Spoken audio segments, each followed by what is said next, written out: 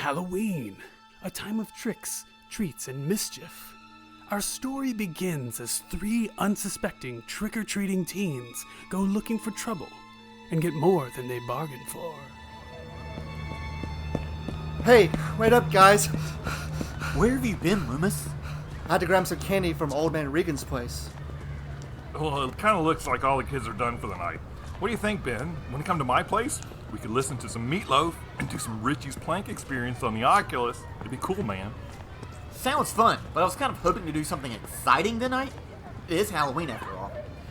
Have you guys heard about the old house on Benedict? People say it's abandoned, but I swear I've seen a light on there before, and sometimes I hear weird music and strange voices coming from that place. Let's check it out. I don't know. Come on, Bill.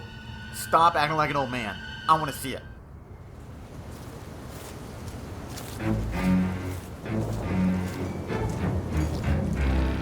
This is it.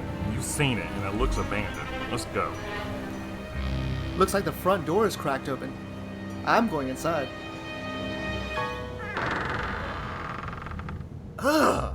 I'm pretty sure this place isn't abandoned. It smells like bourbon and Domino's pizza in here. And what's up with all of these empty cardboard shipping boxes? They're everywhere. Hold up. I think I hear something upstairs. Don't go up there! The unsuspecting group walked slowly through the pile of empty cardboard shipping boxes to ascend the stairway, unsure of what lies ahead. They slowly open the door and navigate down a short hallway. As they round a corner, they enter a large room, the walls lined with dusty, weirdly named boxes. In the center of the room, 3 men, half in shadow, half in the light of a single bare bulb, are hunched over a table, pondering over numerous wooden and plastic bits. Ugh, this game is so arbitrary. There's no control. It's rigged against you. Oh, hello. You guys want to play a game? We shouldn't have come here. I know what this is. These are the Hidden Gems guys. They play really bad games. Well, we don't have to play this game. How about a game of Niagara? Or perhaps a game of Haunted Tort. Why are you talking to those weird voices, you freak? The door is locked! We can't get out! Hey, we don't have to play a game. I've got some cool shows we could watch. Have you guys seen Black Summer?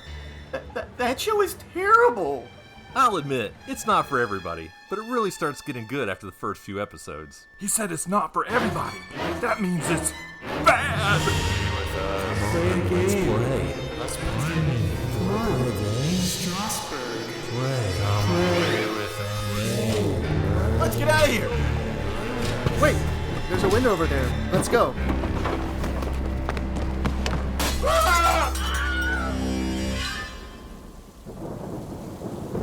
Such a shame. They seemed nice. So, I got this new pirate-themed game in the mail yesterday. It's got like 8 ratings on BGG. It looks cool. You guys want to try it out? Arr, I finally get to use me pirate voice. I guess I'll play it, as long as it isn't random. Let me see the rulebook. It's got some really cool mechanisms and plenty of tension, which you know I like. It's also got this cool auction mechanic.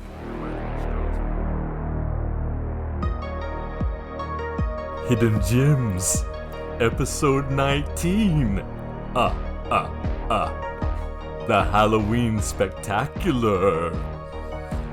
Welcome to Hidden Gems, a board game podcast where we review unusual, forgotten, and underappreciated board games. We're your hosts. My name is Chris. I'm Jason. And I'm Cameron. Thanks for listening to our show. You do it so much better than I do. I contemplated letting you do the opener for this episode. You did a great job. And I was like, dang it, no. I'm doing it this time. I just had to channel my inner count. Oh, yes. It was a valiant effort. I tried. Did the best I could. Oh, man. How about that opener, huh? That was awesome. So much fun. Big thanks to Bill and Eric and... Who's that other guy? Who else did it? Who else was in this with us? The guy that's been begging to be on the podcast since we started. Ben. Thank you, Ben. Ben finally got on the show. Finally on the show. Oh, dude. Well, honestly, Chris, you had such a vision for this. Mm-hmm. Chris sends us this thing. He's like, guys, I don't know. Should we try this? And it's just been really, really fun to refine it and put it together. Sent it to us like 3 days before the episode was supposed to I drop. did. We put this together at the witching hour, folks, but I had a vision of what I wanted it to sound like and look like, and I was like, man, let's just give it a go and just see how it sounds. Jason did a rough draft, and I was like, we definitely need to do it. After hearing what Jason did with the sound effects and everything. Dude, that was so fun. I think I missed my calling in life. I think I need to be like a sound effects editor. That was so much fun to put that together. Or a movie director. When Ben, Bill, and Eric were in here reading their lines, Jason was like, say it in this voice. Well, try it again this way, with more passion, with more feeling. Think about your girlfriend that broke up with you that one time when you were in high school. So much fun. Also, how about that opening tune? So freaking cool, man. That Amazing. is compliments of the one and only Travis Lockey, Arindel. Yep. By some Very folks. Stranger Things vibe. Oh, yes. He did a fantastic job. We got very excited about the idea of, hey, Travis, do you want to do our theme song for us? But for Halloween, he was like, dude, yes. Yeah. As we've said before on the show, so awesome that we have him to do our own custom music. Yeah. And when you sent it to us prior to recording, like Jason said, he nailed it on the head because the first thing that popped into my head was Stranger Things when it started playing, but to our song. Yeah. Right? Which I thought was really well it's done. awesome. I remember hanging out with him a while back, and he showed me an interview with the folks that actually made the music for Stranger Things, and they like really researched the era that they were after and that sort of thing, and came up with that vibe. It definitely has nostalgia. The music, it helps communicate that, I think. Yeah. It's popular these days to hate on Stranger Things because just like anything that gets popular, then people start to hate it. But I think it's a well done show, and like you said, for me the biggest draw is that nostalgic feel. I mean, they nail the 80s. Oh yeah, for sure. So good in that show when they do the Star Court Mall thing. Yeah. I mean, that's my childhood. Yeah. You know, like you went to the mall, right? And had ice cream and walked around. It was like a community experience. It feels like now, I was at the mall not long ago, they're dying. Dude, Oh, for sure. Yeah. Yeah, it's kind of sad, really. Yeah, I grew up with that too, though. Same thing. There's nothing like it nowadays. Yeah. Nothing to do in Pennsylvania other than go to the mall. You have malls in Pennsylvania in the 80s? Probably more than they had here. Yeah. Well, thanks again to Travis for just killing it on the intro music for us this week. Really well done. Yeah, so as we mentioned, this is our Halloween spectacular. We'll try to make it as spectacular as possible. Is it a spooktacular? A spectacular episode of Hidden Gems. And we really want to try to focus this episode as much as possible on Halloween-themed material. I think we all enjoy the holiday, and we're going to try to center our discussion as much around as possible. So for Jason and I, we're going to talk about a graphic novel series that we've been reading that I've been specifically saving for this episode, because I thought it felt so well. We've been reading through the graphic novel Harrow County. Oh, yeah. Yeah. So we're not through it yet. I have one more volume to go of the 4-volume library edition set, and I think, Jason, you've got 2 more to go, right? Yep. Yeah. It's only 4 volumes, though, so it's very approachable. For sure. It's very doable. Wouldn't take very long to get through if you can find it. That's one thing. It's a little hard to find, at least the hardcovers at this point, but you can get the back issues pretty easily. But Harrow County, just to give you a little bit of background, it's written by Cullen Bunn and drawn by Tyler Crook and published by Dark Horse Comics. So if you know anything about Dark Horse Comics, they love this spooky, dark material. They're actually one of my favorite comic book publishers. Go figure. So as I mentioned, this was written by Cullen Bunn, and he's actually from rural eastern North Carolina, the Cape Fear region of North Carolina, which is not very far from where Cameron... Where I went to college. And Right. then I'm from a little ways up the coast on eastern North Carolina, yeah. Yeah, so when I was reading through this graphic novel, the first thing I'll say about it is it was feeling very familiar to me. I think they do a really good job of making you feel like you're in Harrow County. And the whole time I was reading it, I was like, man, I just feel like I've been to this place. And then Jason, after I loaned him the first hardcover, said, hey, did you know that this was set in North Carolina? And I was like, oh, obviously, I should have made that connection. You obviously didn't read the extra material in the back. I didn't. Gotta read the footnotes, Gotta Chris. read the footnotes. But when he said that, I was like, that makes total sense. Because if you've ever been to the North Carolina, South Carolina coast, the low country of the coastal Carolinas, this is where that story takes place, and they capture that really well. Particularly, there's a lot of stuff surrounding the Gullah culture in North and South Carolina, if you're familiar with that. This book focuses on that in a very interesting way. I'm enjoying it quite a bit. What do you think, Jason? What are your thoughts on it so far? Yeah, I've enjoyed it so far. Like you said, I'm only halfway through, so I'm not entirely sure where it's going yet. But I read the first volume and was curious, but the jury was out because it's a slow build in the first volume. The second volume really starts to flesh out the mythology of this place, whatever it happens to be, right? Yeah, I'm enjoying it so far. It's definitely got good creepy vibes to it. I have too. It's really solid, folks. If you can track down copies of it, I highly recommend checking it out. I've enjoyed it so far. And one of the things that it does that I really enjoy, not just in horror or spooky type stories, but just in stories in general, is if you actually feel like the place or the location is a character. Things that come to mind for me would be like BioShock, the video game. Right. That world felt like a character. Or the hotel in The Shining feels like a character, right? In this graphic novel, Harrow County, the county itself feels like a person. Like it has a personality, or it changes depending on its mood, so to speak. And there's a lot of story connected to the county. And Jason, even before we were talking, what even is Harrow County? Is it even a place, right? Yeah, I was trying to figure out if it is actually a real place in the context of the story or not. I don't know. I haven't made it far enough through to find out. Yeah. It's interesting in that way. No spoilers here. I won't talk too long, but just to give you an idea what the story is about, in case you might want to check it out. So Harrow County is a story about a witch named Emmy. She's 18 years old, and she grows up in Harrow County in a place that was haunted by a witch by the name of Hester Beck. Okay, and there's a whole lot of backstory about Hester Beck that I won't go into, but basically she's a bad witch, okay, evil witch. And people within the county, through the course of events in the story, come to believe that Emmy is a reincarnated version of Hester Beck. And so they begin to turn on her and try to kill her. And she's trying to convince them that she is not her, that she's not Hester, and that she's good. But is she really good? Is she really Hester, right? These are questions that you begin to ask yourself over the course of the story. And it introduces a lot of interesting characters. So one that they touch on are something called haints. And this is something Jason was mentioning.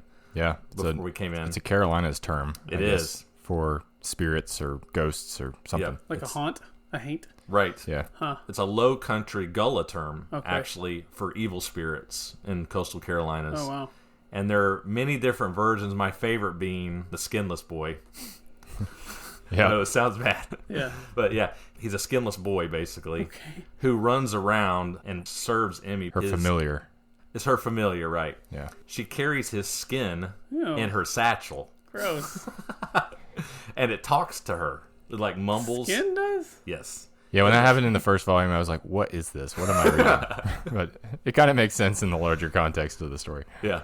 Sorry, I'm just imagining this character sorting through her bag. She's like, I got some skin, I got some Yeah, eyeballs. she just carries it around with her like it's no big deal, but it will whisper things to her, secrets, and helps her.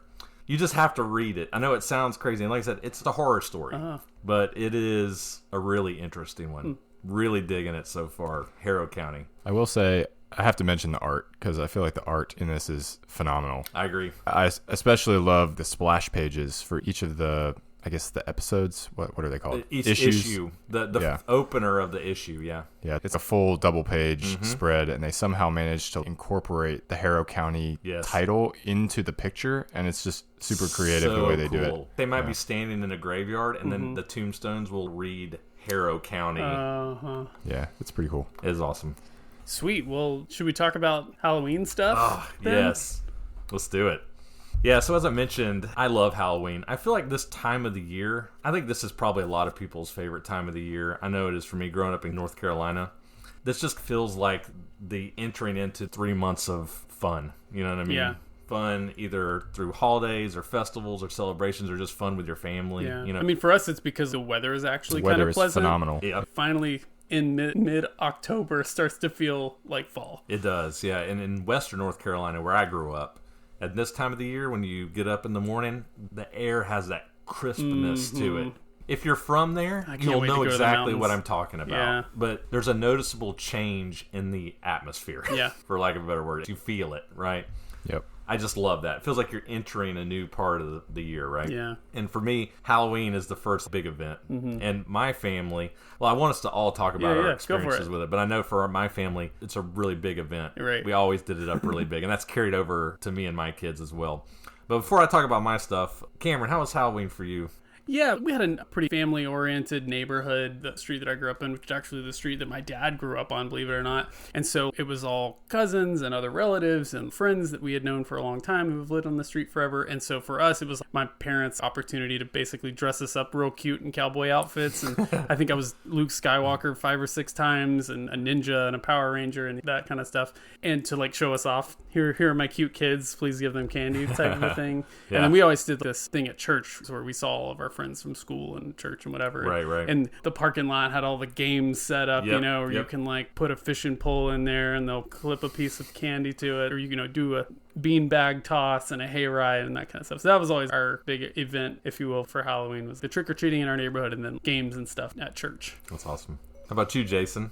Yeah, for us, Halloween, it wasn't a huge deal for our family, but we definitely got into it. My dad went to art school and was in advertising my whole childhood growing up, so he was big into doing big artistic productions or whatever. So for a while, this died off real soon, but for a while, my parents got into making the really elaborate Halloween costumes, and so my most vivid memory of that was that my brother, who's 3 years older than me, and I were Gumby and Pokey for Halloween. I think I was probably like 4 at the time. Yeah. And so we had these huge cardboard box costumes. I was Pokey, of course. It was painted orange. I had the big, half styrofoam ball eyes on the sides. So I remember that pretty vividly.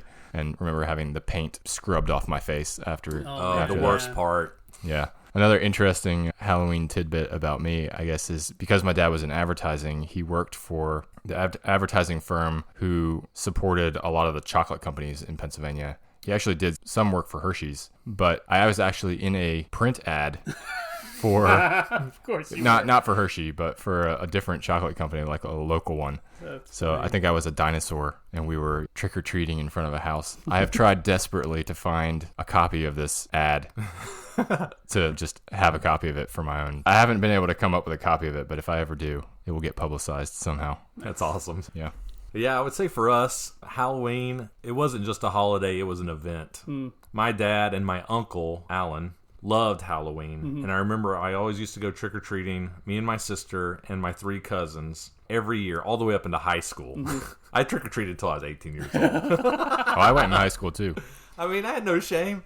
I think Free now... candy, man. I know, right? And nobody really cared, but I mean, I did all the way up to college. Okay. I trick-or-treated just because I loved it so much. But we would start early. I mean, as early as you could start, Wow. really. And we would go until around 9 or 9:30. And I remember we would dump it in the trunk of the car, and you just couldn't see the bottom of the trunk anymore. We just had this huge hall, right? Yeah. And the only reason we didn't go later is in our community where I grew up in Fairview, we have an old basketball gymnasium that is now a community center. And people would come from all over the community as the night was winding down, and we would do games and dancing, and it was just fun. Yeah, It was yeah. like a fall festival type Okay. of thing. We were doing cakewalks. Do you Oh, know what the cakewalks are? Yeah. I think missed out on the cakewalks. I was like, well, it's not candy. Why would I want that? There was always really freshly baked stuff. Oh, like yeah. local stuff. Yeah. I had never heard of this term before coming to the South. Really? And I'm not 100% sure I even know what it is now. It's so like you're going to have to musical explain. chairs, except With for pastries. Or you cakes. You get cakes at the end. Oh man, the You know. cakewalk was a big deal. Oh, yeah. So basically, if you don't know what it is, they put numbers on the floor, like 1 through 20 or whatever, and they play music, and you walk in a circle around these numbers. And then when the music stops, wherever you're standing, that's your number, and then they call the number, and whoever's number is called, you get a cake, basically. Right. It's a cakewalk. So stuff like that. The gymnasium had a basement under it where they did a haunted house thing that yeah. you could walk through. Just really solid memories, and it has carried over in my life because now with my boys, we go for it. Oh, y'all Right. go all out. We go for it big time. And all your friends benefit from it. 'Cause for That's the next exactly right. 6 months, you've got Reese's cups and Bags of candy. So we start around 6 o'clock, and we go until the porch lights are off. And I will tell you, many times we have knocked on a door, gotten candy, and then as we're walking away, the porch light gets flipped off. You can't leave your porch light on when the alleys are out because Yeah. we're going to hit you, Yeah. especially if it's a weekend. So after we're done, we take everything back home and we do the ceremonial dumping where I take all the candy and I dump it on the children Yeah. in the living room floor, and then we sort. it's literally raining candy. Yeah, raining candy, and we sort it by type. Takes us about 45 minutes Yeah. to do because I think our current standing record is 36 pounds of candy, I think. Yeah. We got, like, fills up like a queen-size pillowcase. it really does. It really does. So yeah, we just love it. Kids love it. I really enjoy doing it. It's always a good time. And then we eat bags of candy on game nights until February. Oh, for months. Easily. So yeah, good times on Halloween. So before we transition over to the reviews, I just wanted to ask you guys a couple of more rapid fire Halloween related questions because you know how I love to do this kind of stuff. All right. This is the scariest part of the episode. Do not talk about these ahead of time. Question number 1. Pillowcase or pail? Do you even know what I mean when I say do. that? I do. I'm going to go with a third option and say newspaper delivery bag. Okay. That's what I used. I delivered newspapers in high school, and I would just take the newspaper delivery bag over my shoulder and fill it. Okay. We always had the typical pail, the jack-o'-lantern shaped pail. See, that's the wrong answer. No one enlightened us to the whole pillowcase thing. Yeah. Well, it's funny. The first time I took the boys out trick-or-treating, I started grabbing the pillowcases off the bed. And Taya's like, what are you doing? And I'm like, we're going trick-or-treating. I'm getting the pillowcases. And she's like, you don't put candy in a pillowcase. And I was like, yeah, you do. This is how you do it. How much candy are you trying to get, Talia? And so we had a long discussion about how she thought it was ridiculous that we were using pillowcases. And then, years later, I was vindicated by Stranger Things. Because if you watch Stranger Things, that's what they use their pillowcases. Because that's what we did. In the okay. 80s and in the 90s when you trick-or-treated, you put your candy in a pillowcase. Right. You can never get the candy out of those pails. Once it's in there, you flip it over and nothing comes out. Oh, I think you would say it was like the monkey trap thing. You put your hand inside to get the piece of candy that you want. You clench your fist around, and then you can't get your hand Well, out. that too, maybe.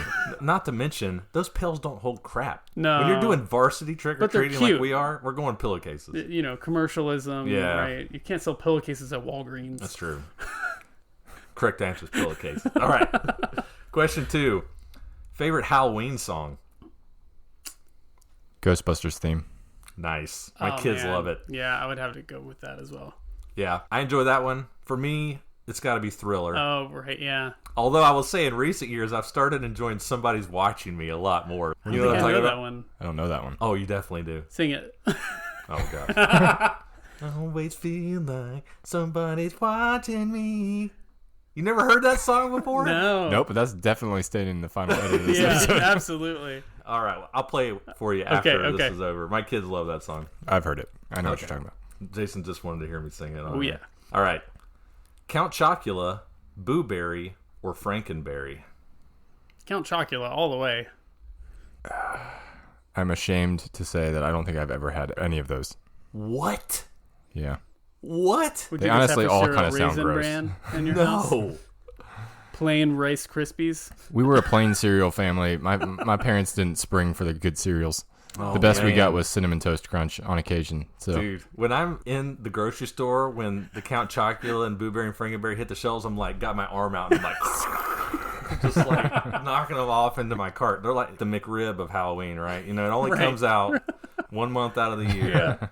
And I love it. For me, it's Count Chocula as well. The I most like popular. that you start out with normal milk and you end up with chocolate You milk. do indeed. I will say Frankenberry is a close second for me, Okay. which is the hardest one to find. Okay. And I don't know why that is. You can always find Boo Berry Is and that Count like Chocula. akin to the Crunch Berries, like Captain Crunch style cereal?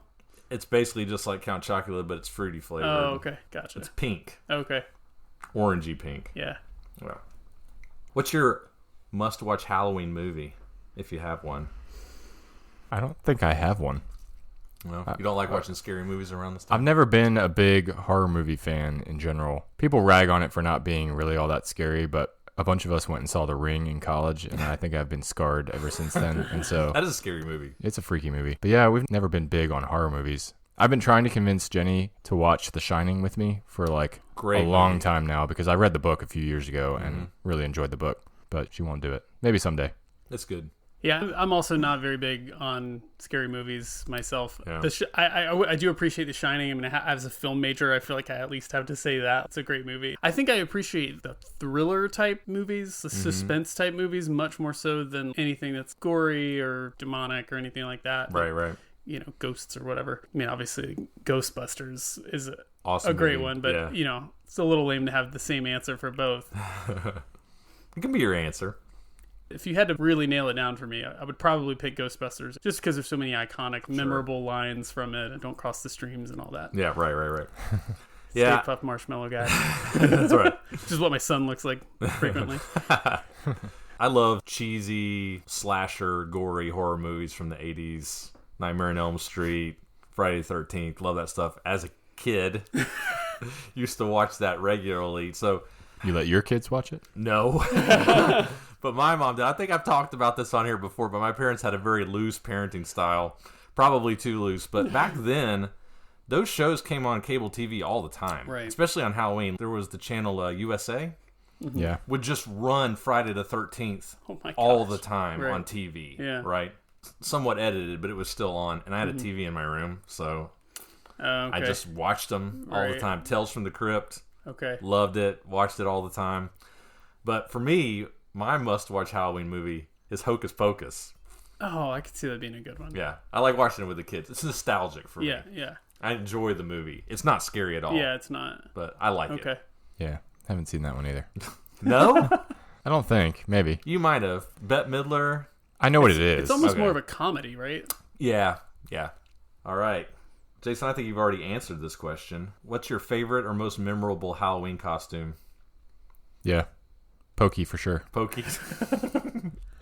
All right, so we were pretty into Halloween costumes. So my mom was the music director. She did all the music and the like pageants and everything. So we had all of the costume materials and stuff stored up for certain holidays, and we would always pull them out and apply them to our Halloween costumes. So I typically had some pretty good ones.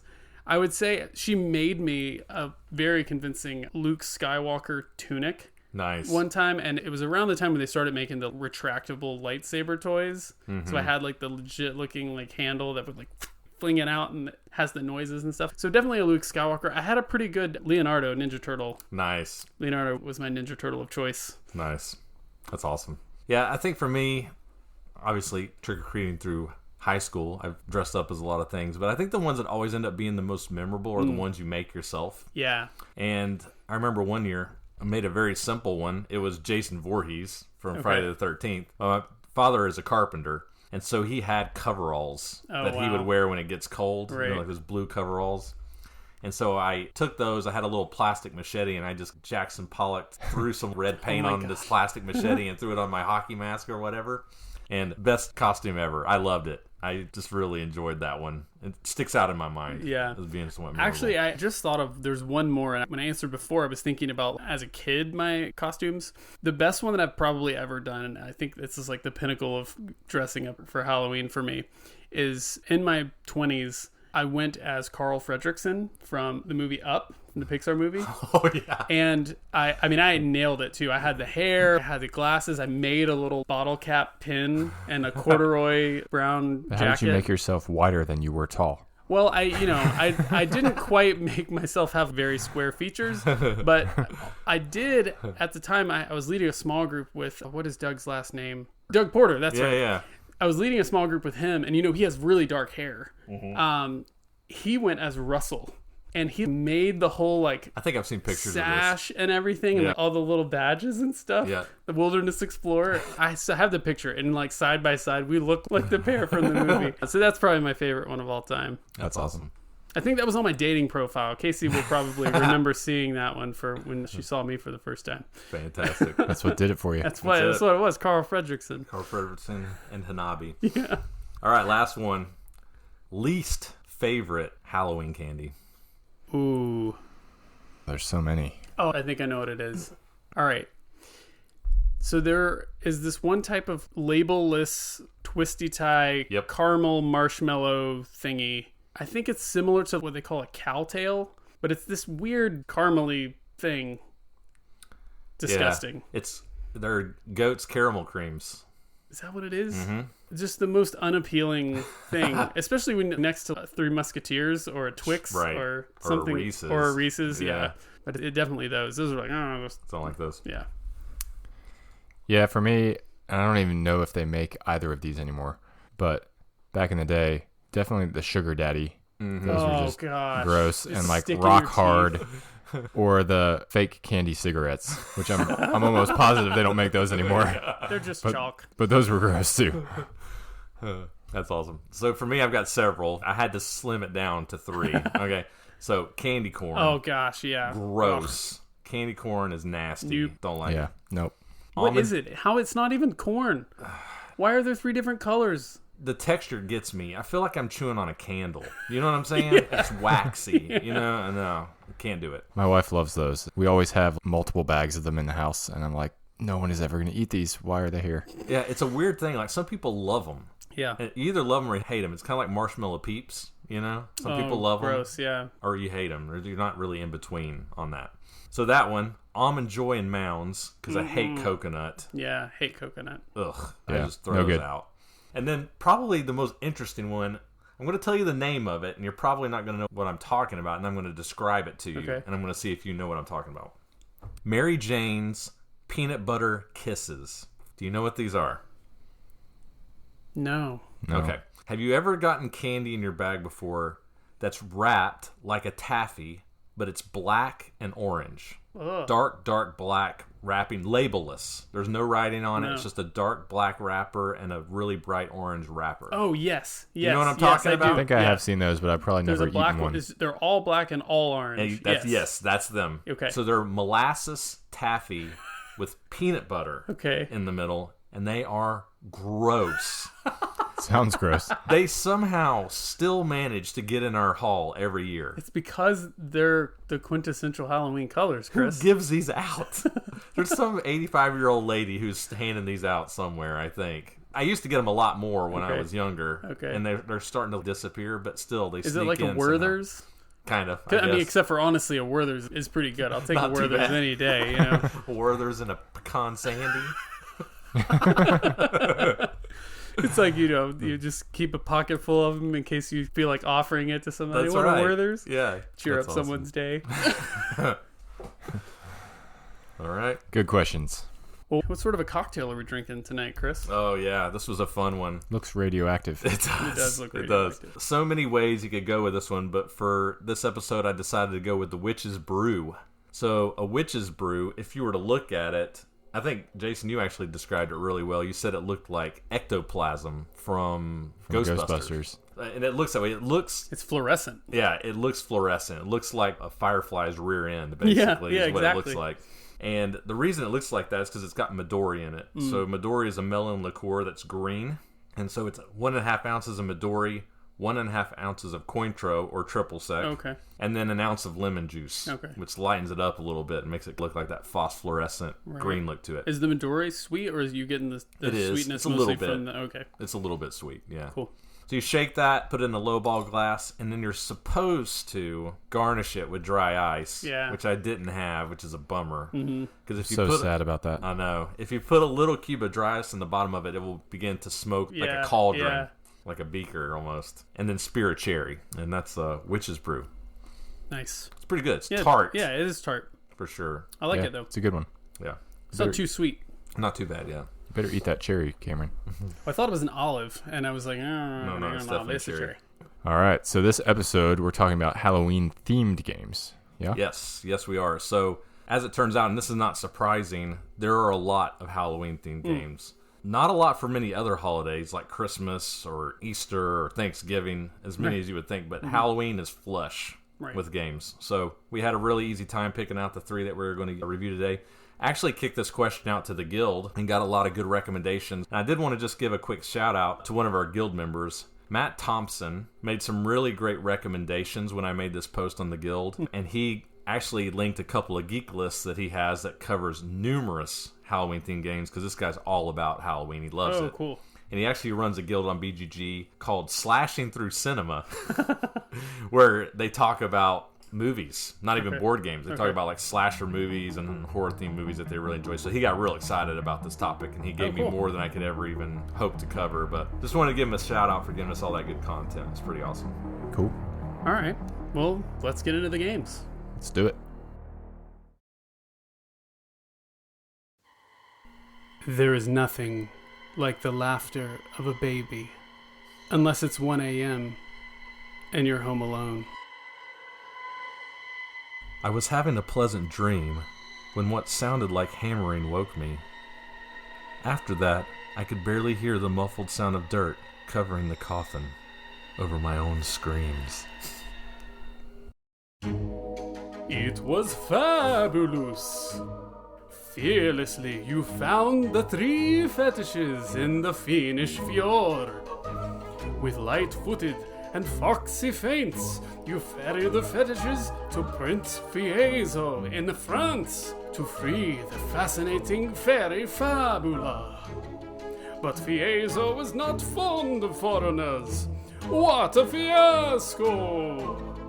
You land, freezing, and foolishly find yourself trapped in a frightful fortress with sinister corridors. Now you must flee Fieso's furunculus. The monster is a frightening freak, especially fond of foolish foreigners. He will feed on you if he is able. So you want to fool Furunculus and flee to freedom. Freaking fantastic. Fantastic. Fabulous. Great energy. So, against my better judgment, I actually did work up the word fetish. You did? Oh, man. Okay. Because it seemed weird to me in the flavor text and the way Yeah. that you were using it. Okay. This was dangerous. Yeah. But, according to Wikipedia... Did you have safe search on? That's right. I have to delete this from my history. A fetish is an object believed to have supernatural powers. Oh. Or in particular, a human-made object that has power over others. Oh, my. Huh. I figured they were just going Yep, for the I see the alliteration. connection Yeah, I see the now. connection now. I wish I couldn't see the connection anymore. Anyways. Alright, Fearsome Floors. Published in 2003 by Rio Grande Games. At the time of this recording, its BGG ranking is 1,165. If you couldn't tell from Cameron's excellent flavor text reading, this game is designed by Friedemann Friese. Friedemann Friese is known for a couple of things, one being his love of all things green, including dyeing his hair green, and all of his box covers being of a green color. Yep. And most of his games using that F alliteration that we just experienced with Fearsome Floors, or Fresh Fish, or Funkenschlag, which is the German name for Power Grid, Okay. Fabled Fruit. Fabled Fruit, Fuji Flush. That's fun. Come on, hit me with another one. What do we got? Yeah. You're out. I'm out.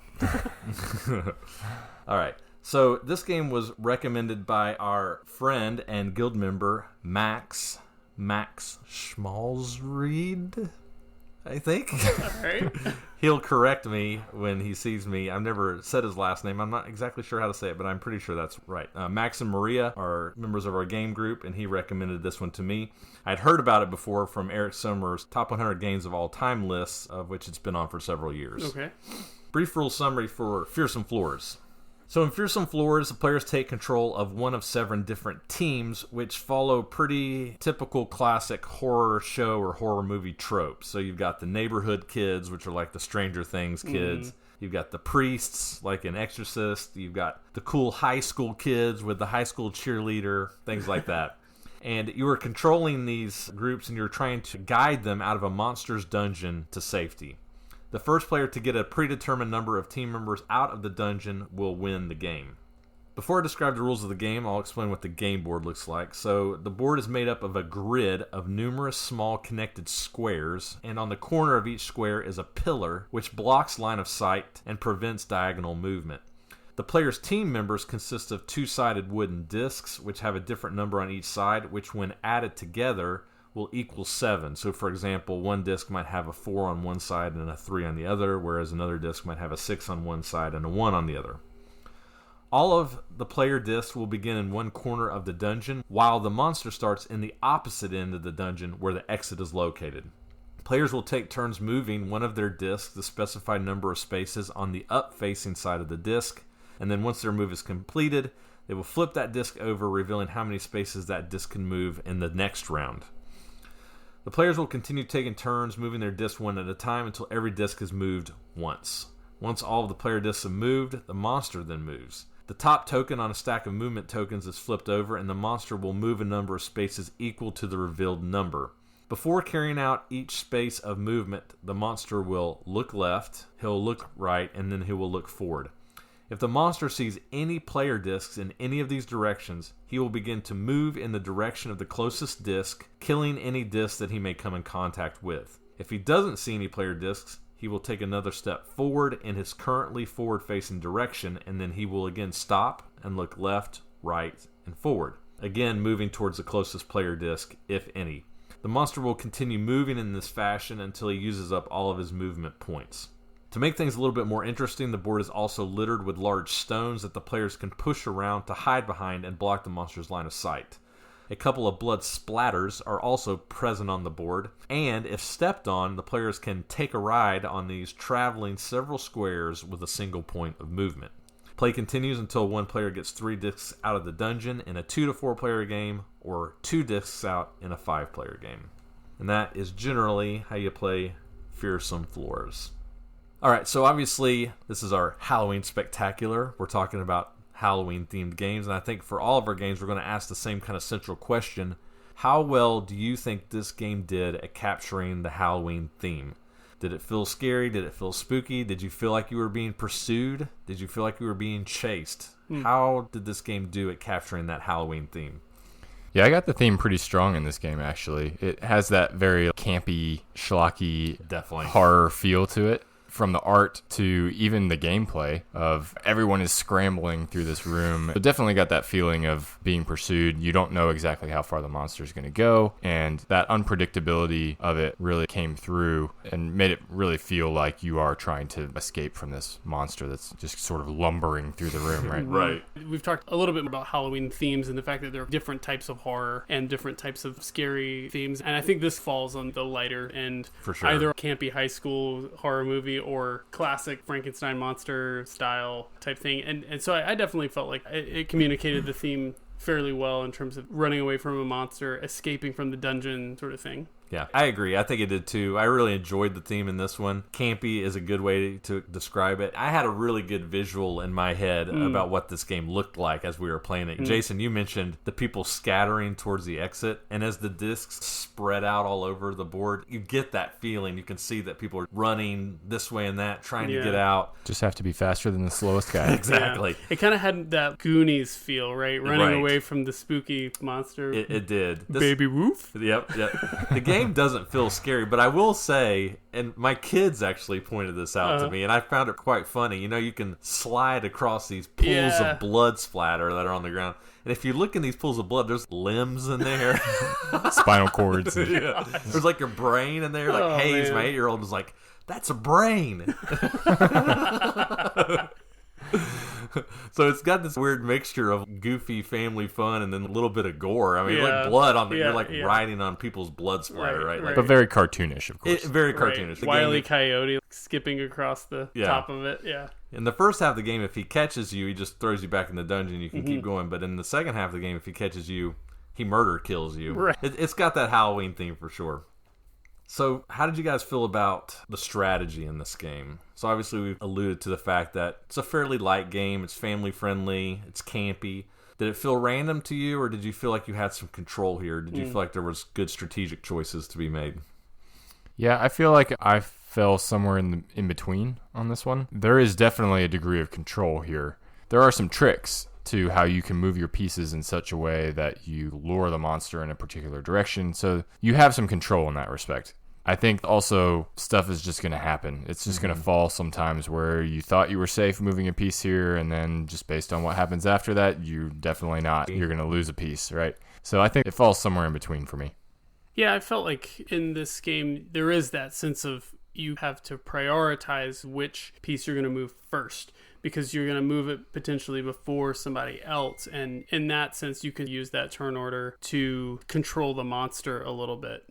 Yeah, I definitely see what you guys are thinking. There's definitely strategic choices here, and I think that when you play this for the first couple of times, it can seem very random, because I think in your first few plays of this game, at least for me, I found that I was just trying to figure out how to get out, right?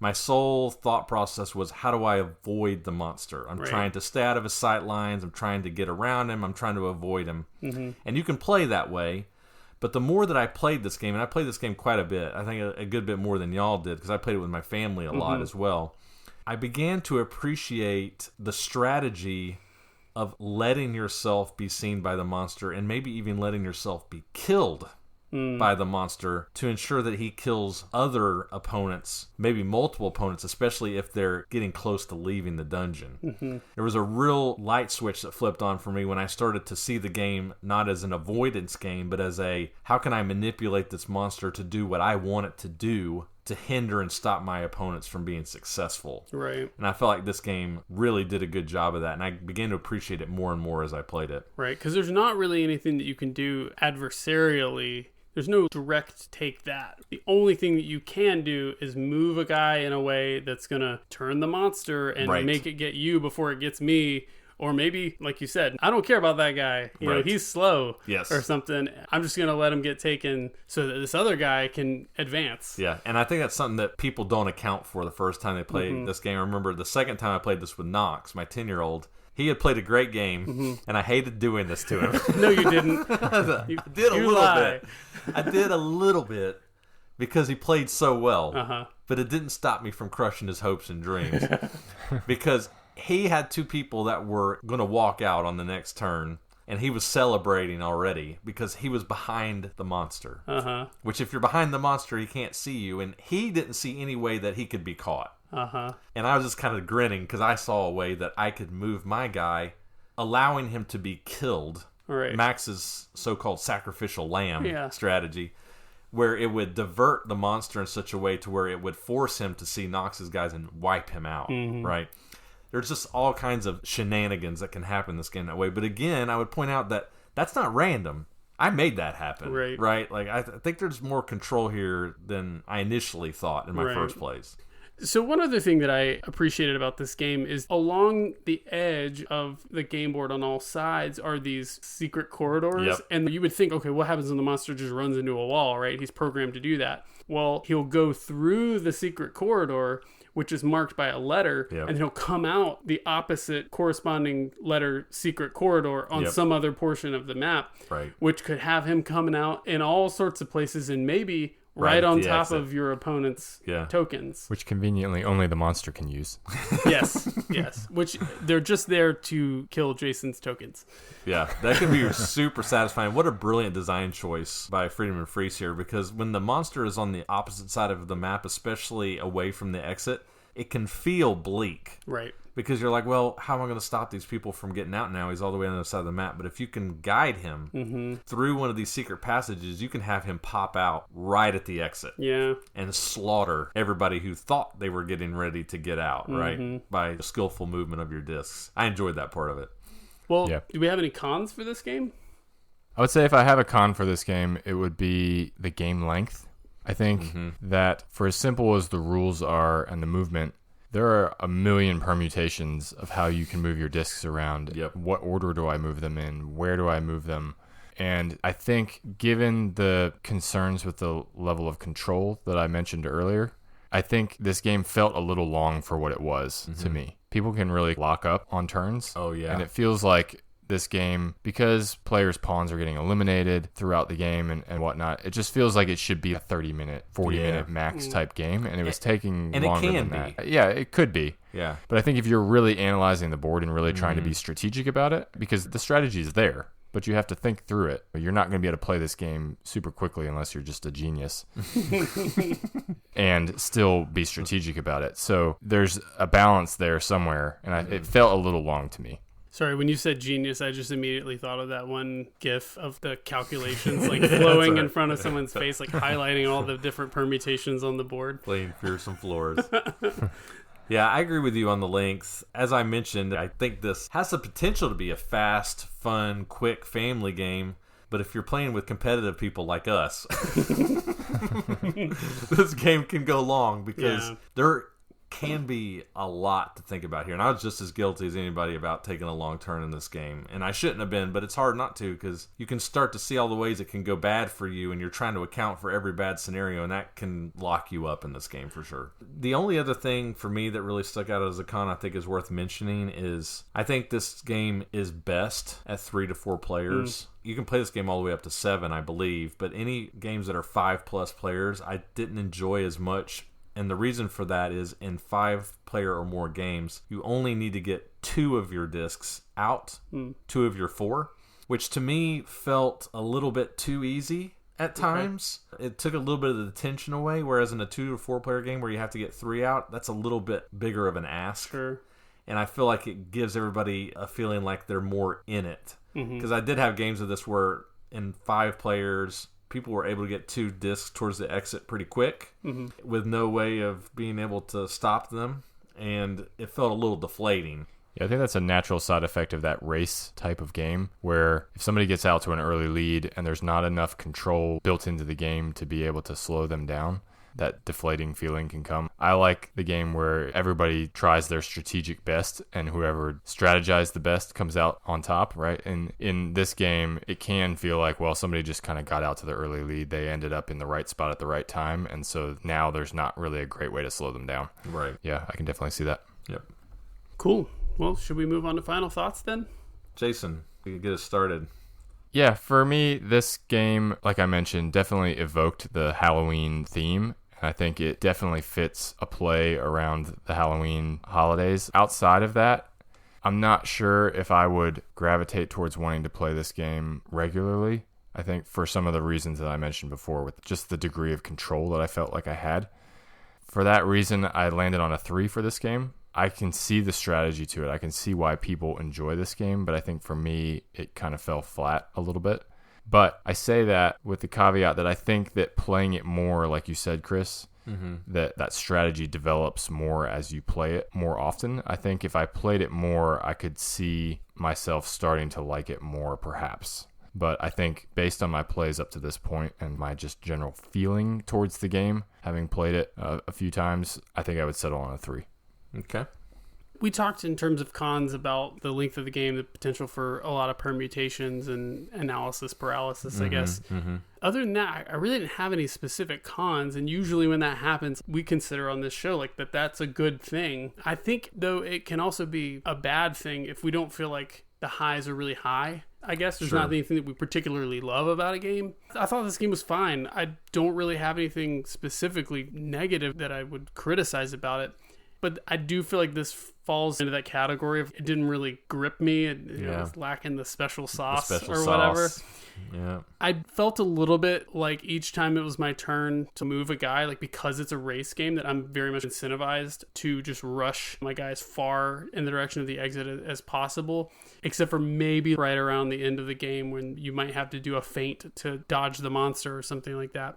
So yeah, I just don't have a lot of love for it right now. Maybe that could change if I played it more. I don't know. I won one of my plays of it, so that's always fun. Yeah, it always helps. If Jason had won this, he'd give it a 4. Right. But that said, like I'm not necessarily itching to play it again. With that in mind, I'm just going to go with a 3. Okay. Yeah, it's really interesting to hear y'all's thoughts on it because when I played this game for the first few times, I was meh on it as well. I thought I was going to give it a 3. Okay. And I think I've played this game quite a bit more than you guys have, mostly because I played it with my family quite a bit. So like I said, it's a pretty easy game. It's pretty easy to understand. And I found that the more I played this game, the more it really began to open up for me and the more I appreciated the strategy that is really present in this game. I think there's a good bit of strategy that's going on here. Okay. The game really flipped for me when I began to see it less as an avoidance game and more as an offensive game. Okay. I'm not trying to avoid the monster anymore. Now I'm trying to figure out how am I going to manipulate the monster to do what I want it to do to harm my opponents and for me to get around him. And I started enjoying it a lot more once I started seeing those opportunities. I think that just comes with repeated play. To me, this game reminds me a lot of a game that I also like, Raleigh.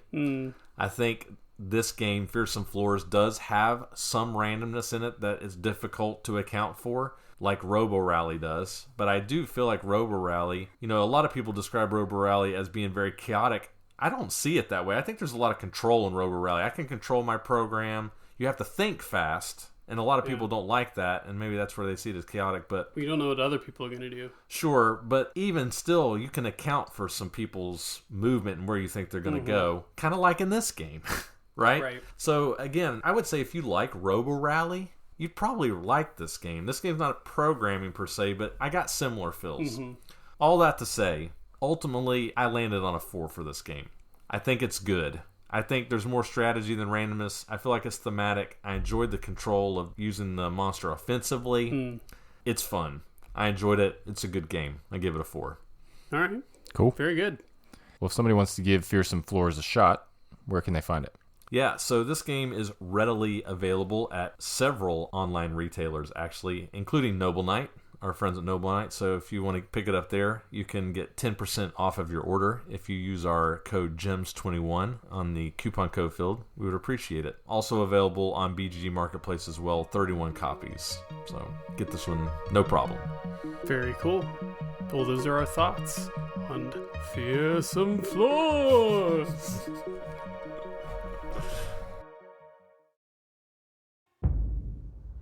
Growing up with cats and dogs, I got used to the sounds of scratching at my door while I slept.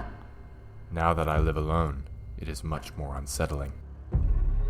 The last thing I saw was my alarm clock flashing 12:07 before she pushed her long, rotting nails through my chest, her other hand muffling my screams. I sat bolt upright, relieved it was only a dream, but as I saw my alarm clock read 12:06, I heard my closet door creep open.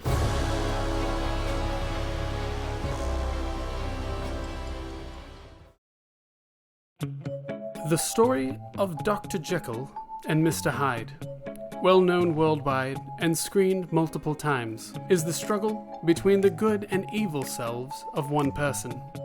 Played in teams of 2, the goal is to take Dr. Jekyll and Mr. Hyde to victory over the other self. But control over one's own cards is limited. The Dr. Jekyll players will also have to play Mr. Hyde cards, and vice versa. In the card game, just as in the novel, the transformation occurs at the most inopportune moment. Subtle communication with one's partner and sensitive tactics are needed here. This is Audible. Good job, Cameron. That was great. All right. Dr. Jekyll and Mr. Hyde. Yes. Published in 1997 by Bambusch Spielverlag. Pretty sure I'm not pronouncing that correctly, but that's what I got. Designed by Wolfgang Werner. Currently ranked on BGG 4064. So before we get into the rules for this game, I want to give a very special thanks to one particular BGG user, Trawlerman, or John Owen, who gave us a copy of this game. Yeah. Oh, wow, he gave it to you. Well, I paid shipping, but Gotcha. we got the game for him for free. So cool. And also special thanks to Ghidorah, who we've mentioned plenty of times on the show up to this point, who put me in contact with this guy because he knew that he had a copy of it and was willing to sell it. This game, not to give away the where can we find this game at the end, but this game is nearly impossible to find. Wow. There are 0 copies on BGG, no copies at Noble Knight.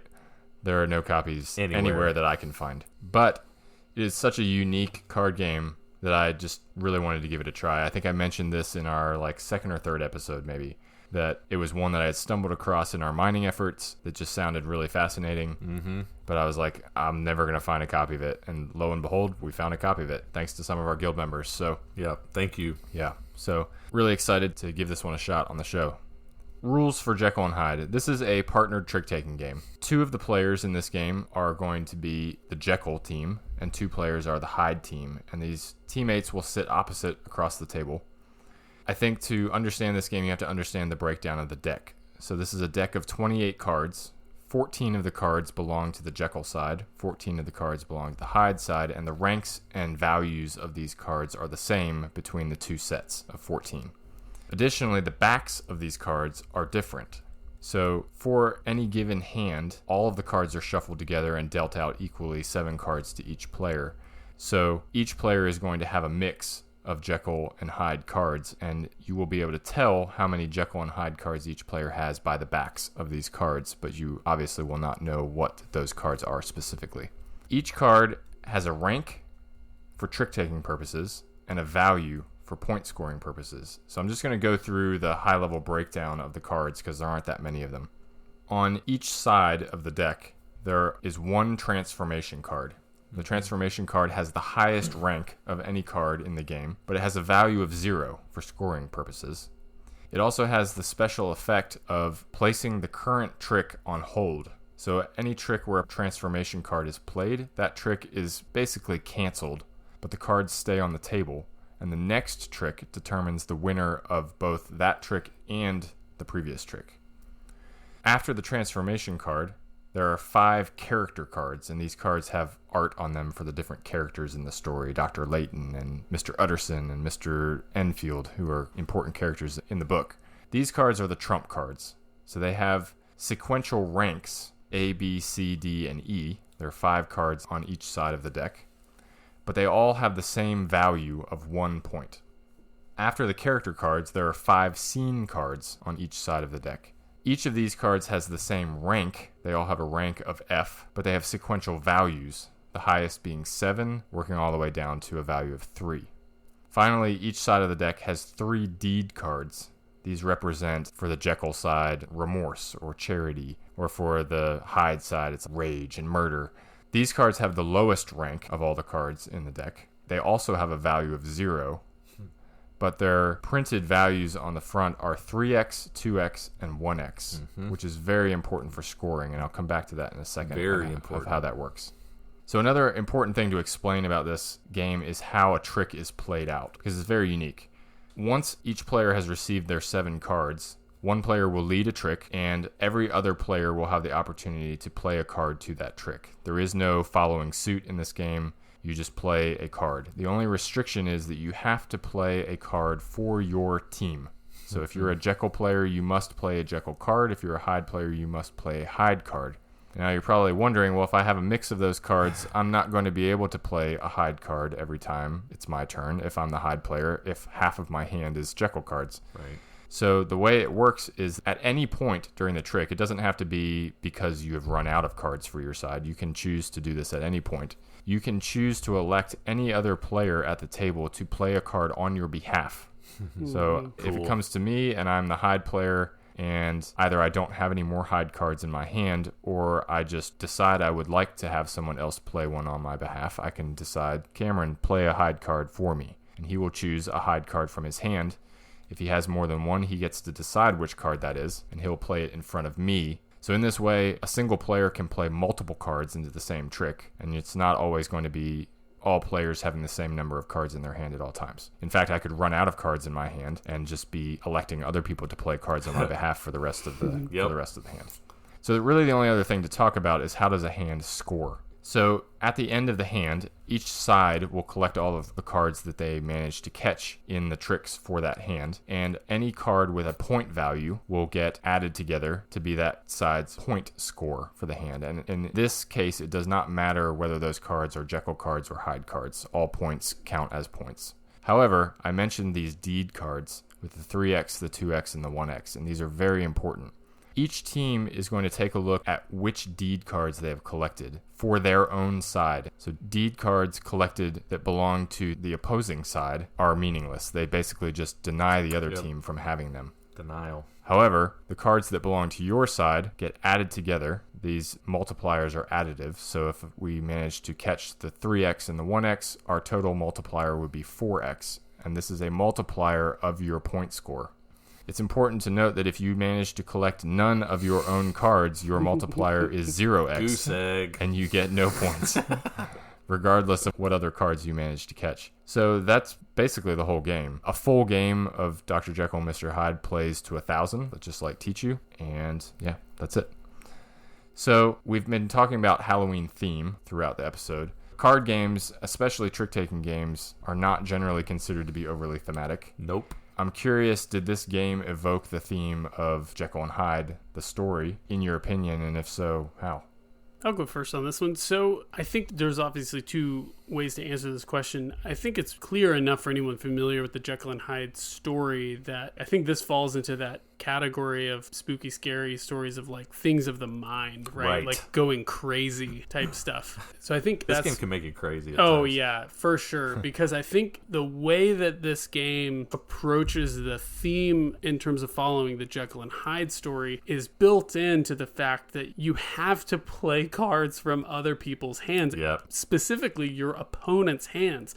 And so you really get this feel as you're playing this game of like, okay, I can do good things for my team if I'm Jekyll by playing my own Jekyll cards or by calling on my partner to play Jekyll cards, because you're going to play a good card. But when you have to play the cards that are in your opponent's hands, it's this cringy thing because you're like, oh, if I call on Chris, he's on the Hyde team, he's going to play the worst card possible to make sure that they win that trick, not us. And so it's that theme of Jekyll wanting to do good things and Hyde sort of being the anti-Jekyll, right, of doing the worst thing possible. Yeah. Dude, that was really well said. That's cool. Yeah, I agree with everything you said, and I actually thought of it in a slightly different way, but everything you said I totally agree with. I'm excited to hear what Jason has to say about this too, but this game is fascinating. It really is. This game is fascinating. It's unlike any other trick-taking game I've ever played. Wholly unique, right? And it's weird to talk about a card game being thematic, but this one, it killed it. My answer to this question is you really have to be of two minds when you play this game. Absolutely. Like a Jekyll and Hyde type of thing, right? You'll have hands of this where you'll have a lot of, let's say I'm playing Jekyll. I'm Jekyll team, and I have a lot of Jekyll cards. When that happens, it feels very much like a standard trick taker. It will feel familiar to you, right? And you'll play it as such. But you'll also have times where you're going to be holding a lot of your opponent's cards. And you totally have to change the way that you're thinking about the game. It's interesting. We played this a few times with different people, and everybody had different thoughts on it. And they were all very interesting. And a lot of people were saying, oh, it sucks that I'm holding Hyde cards and I'm Jekyll. And I could understand why they were saying that, but I think you can't think of it as a disadvantage. You just have to change the way you're thinking. And it's so hard when you're playing trick takers and you played them for years and you're used to playing them a certain way, and this game's like, no. You're not going to play this game like every other trick taker you ever played. I'm going to change it on you, right? Cool. I really like that. I think I would echo what both of you guys said. I thought about it both ways at times. What stood out to me, too, was having to give up control, right? You're giving up control of your hand anytime you choose an opponent to play a card for you. Yeah. And figuring out, how do I give up that control in the right way at the right time? I have not read the book, Dr. Jekyll and Mr. Hyde, but there's actually 2 rule books in the box, and the second rule book is basically just an abridged version of the story, and it uses the art from all the cards and explains different quotes from the book and relates it to it. So I read through that, and it's fascinating, the story. I've always kind of made the assumption that this was like a laboratory accident that just sort of happened, and now it's out of control, and Hyde and Jekyll are like wrestling with each other. The original book, the process was completely intentional. Jekyll created this potion and had very strong control over his ability to use it. He would flip-flop back and forth between Jekyll and Hyde at will, and did it for the purpose of allowing himself to separate his good nature and his evil nature so that he could be good when he wanted to be and leave the bad part behind. But the bad part was so appealing to him that he started to indulge in it and become bad for a little while to like try it out, and then it eventually controls him and becomes uncontrollable, and he's not able to control when these transformations happen back and forth.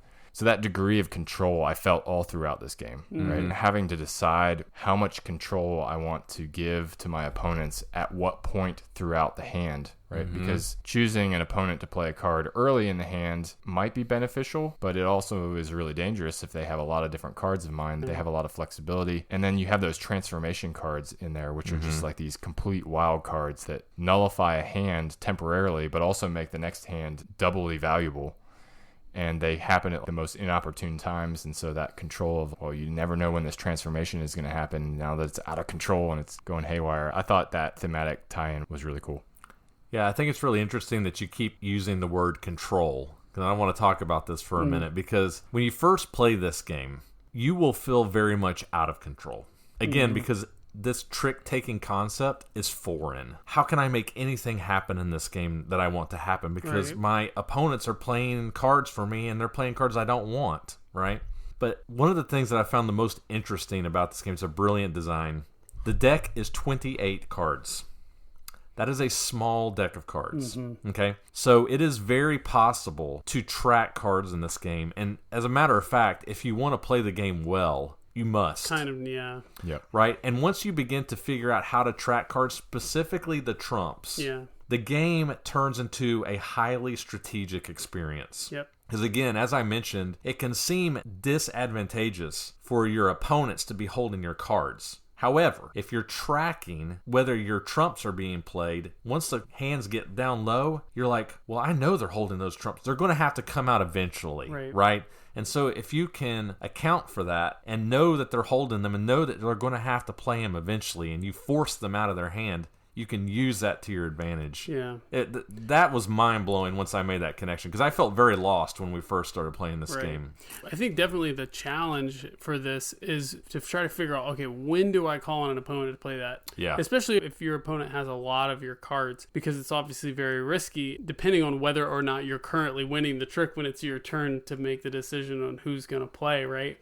Because there's always this risk of, if I call my opponent, they're going to dump a really good card into a trick that they're already winning or something like that. That's not going to give it, or they're going to dump a really good card on a hand that's worth 4, right? Sure. And not worth a lot of points. It's like, oh, how do I whittle what they're holding down to where it's just the good cards and then try to force them to play it where they can't help handing a trick over to you? Yeah, and there are definitely times when you shouldn't call on your opponents to play for you. And this was another really interesting, I think, I found about this game is when we started to figure out calling on your partner is a good play. And actually, Bill and I, maybe. So Bill and I actually partnered together. I know, heaven forbid, we partnered together. We actually played nice together, and we did good. But, you know, it was funny. We always just kept calling on our opponents, and then we started to come to the realization we could help each other out by calling on each other sometimes. Yeah. Using your partner can be powerful. But one interesting thing about this is you have to be careful about calling on your partner too much. Because when you do that, you're ridding your hands of cards, right? So as Jason mentioned in the rules, you can get to a point where you can have no cards left in your hand, and maybe even your partner has no cards left, and then guess who's playing out the rest of the tricks for you? Your opponents. Right. And they will play it out in the most advantageous way possible for themselves. Right. Which I found, again, very interesting. Sure. Yeah, it leaves a lot of opportunities, and I don't claim to be an expert in this by any means at this point, but I think there's a lot of opportunity here for communicating with your partner through your plays and through who you call on when, right? It's almost like the swapping of cards in Teach-You a little bit, you know, based on the way what I'm playing into what type of trick and who I'm calling on to play cards for me based on how many cards I'm holding. I think there's a lot of opportunity there to communicate information to your partner to help them understand what you're holding or, you know, kind of the direction that each trick I'm trick holding needs to go F in. cards, not I'm holding trumps. Right. One other thing I really loved was the balance of the ranks and the values, right? All the trump cards have these really high ranks and they're sequential and they can beat each other, but they all have piddly values. Piddly points, yeah. And then all the cards that actually have all the real points are really low ranked and they're all ranked the same. Can't win a thing. And then the cards that actually really matter, which is the ones that give you the multipliers, are worthless. They're completely worthless. I found that fascinating, reading through the rules and then trying to digest how to play out a hand. It gave a very strong feeling to me, actually, of Hungarian Tarok, which is a game that only we like. Yeah, that apparently only we like. Nobody listens to that episode, apparently. That's right. North Carolina and Hungary. That's it. Right. But it had a very similar feeling, like with the Taroks all being trumps and like being most of the deck being Taroks, and then you have these piddly cards that don't have as much use. Yep. So I found that really fascinating. For sure. Well, was there anything about this game that you guys didn't like? So some design elements of the deck in this game struggle. The back of the cards are so important in this game to be able to look at other people's hands and know how many of each card they have. And but they what use type of card they right. have, They right? use this inverted black and white schemes to designate the Jekyll and the Hyde. But Terrible. honestly, there's not enough contrast. So sometimes you kind of have to like squint or be like, how many Jekyll and how many Hyde do you have? Let me see your cards. Hold them up to the light. I think that's not great for a functional component like that. And I think similarly, they could have done a better job. The art itself on the cards, I think, is pretty nice, especially in terms of communicating the thematic elements of the story and stuff like that. sure. I just feel like they could have balanced the functionality a little bit better, because in the end, you're here to play a trick-taking game, and being able to identify cards on site and track them throughout the game, I think probably should take precedence over the narrative element, even though I think they did a good job with that. Yeah. The only thing I think I would mention is game length. Playing to 1,000 in this game took a while. Take a while. Yeah. What was that? We were about 4 hours. It felt like, and I mean, we were playing slow. 'Cause Yeah, we sucked. We were exploring the game, and we're not very good at it at this point. But compared to a game like Teach You, where you're also playing to 1,000, and it can be done in 45 minutes to an hour, depending on what happens in the game, of course. It felt like this one was taking a while.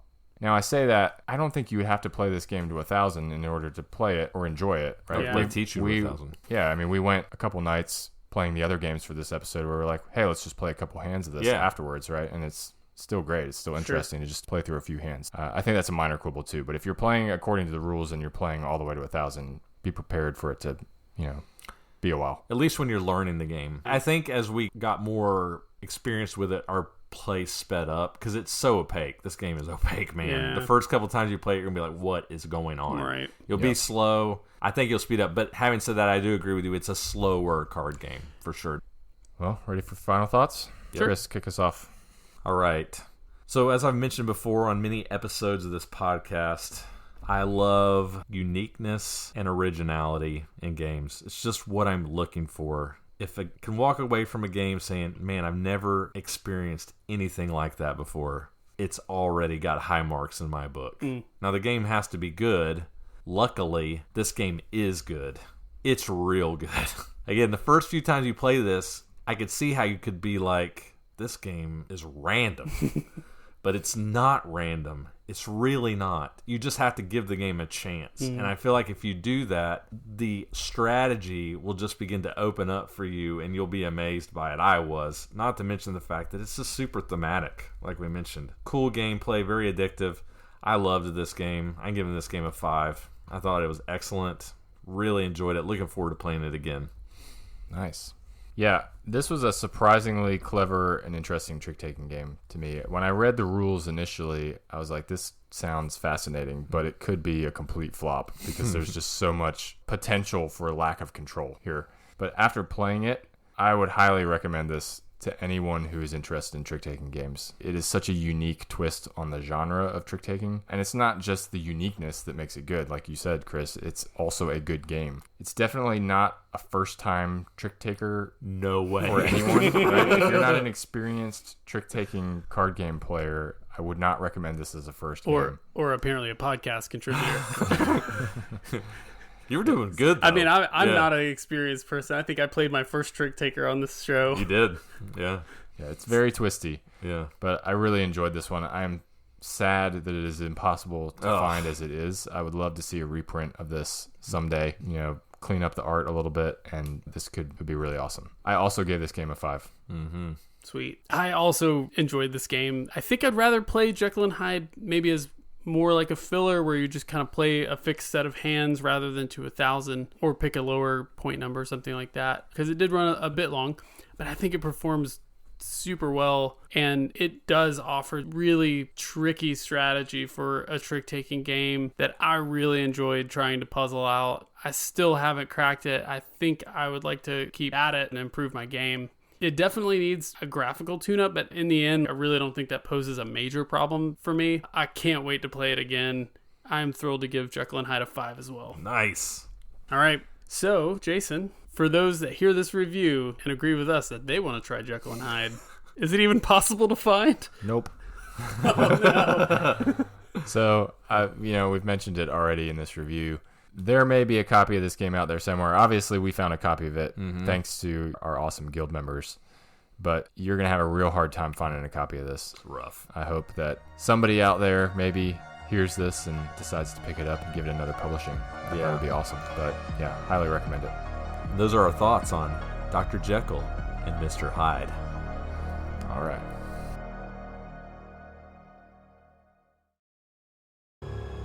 Sleep did not come to me easily that night in the cabin in the woods, for the portraits on the wall only portrayed the deformed, the decrepit, and the damned.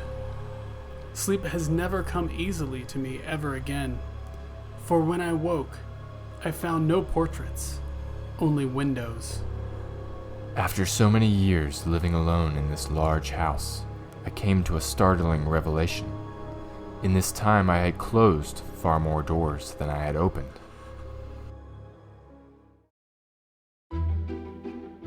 It's Halloween. Time to haunt those poor, unfortunate humans who think the holiday is all fun and games. Just wait until you unleash your ghosts upon this small town. Use your wits and knowledge to summon ghosts. Move them around town, scare people, and even fight other ghosts. Because only one of you can claim the title of the scariest demon lord of all. You're gonna have a sore throat after that one. Good stuff. All right.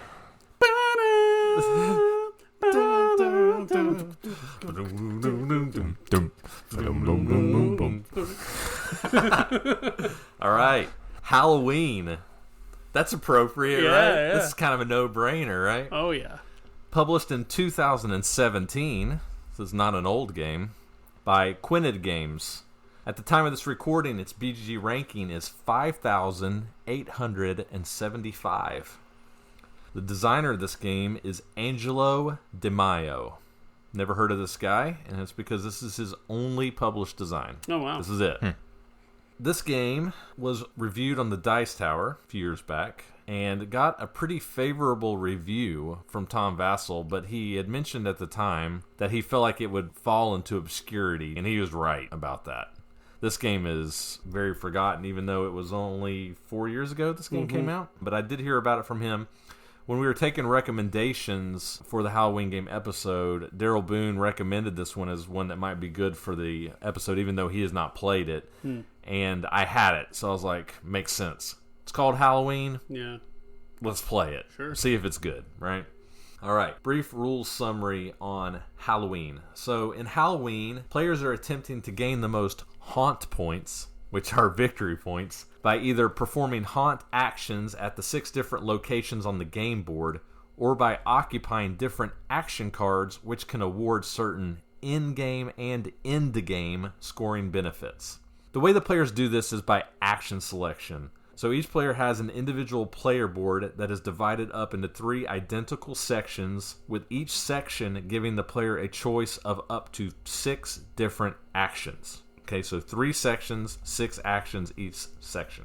So on a player's turn, they will perform 3 actions, 1 in each of his or her 3 sections. The trick is once a player chooses a certain action within a section of his player board, he covers it with a wooden disc, and he cannot choose that action again in that particular section until he performs a rest action on that section. Resting allows a player to retrieve all of his discs, which are limited to 12 in number, from one section of his player board, thereby freeing up those used actions to be used again. One other important point to note is that each player's board also has a ghost track above it, running from the weakest level 1 blue ghosts on the left all the way up to the strongest level 5 red ghosts on the right. Because everybody knows red ghosts are stronger than blue ghosts. Obviously. This makes total sense. Blue ghosts right? are like Casper. The Not player... like the scary guy with the scythe. That's right. You got the Grim Reaper on the right. You got Casper on the left. All right. The player will slide a clear stone marker which tracks what level of ghost is available in that particular section of their player board, which indicates what type of ghost can be used to carry out those actions. And those ghost levels will be constantly changing over the course of the game by way of player actions, which I'll discuss in a minute. Just describing this game sounds ridiculous. Some of the ghosts have to go to college. Oh man! And then they can Okay. become This is the most more organized scary. ghosts. These ghosts are really Very hierarchical ghost Yeah. society. There's a lot of organization to this ghost society. All right. Okay, here we go. The different actions include summoning, which lets a player create a new ghost of one color if two ghosts of that same color are present in the same location, obviously.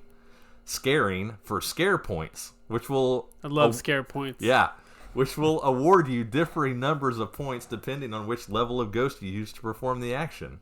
Scare points are used as a part of the upgrade action to upgrade one level of ghost to the next highest level of ghost on the board, and more importantly, this action also lets you improve one of your ghost gauges